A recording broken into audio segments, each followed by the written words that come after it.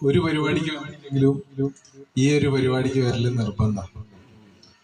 ഞാൻ ഇങ്ങനെ ആലോചിച്ച് നോക്കിയിരുന്നു, ഞാൻ ഇത്ര ദൂരത്ത് ഇങ്ങനെ വണ്ടി ഓടിച്ചു വരുമ്പോൾ ഇത്രയും ദൂരം ഇല്ല സേതുക്ക ശിരൂര് വരെ വന്നത് എന്ന് ആലോചിക്കുമ്പോൾ വളരെയധികം സന്തോഷവും അതേമാതിരി തന്നെ ഒരു വിഷമവും.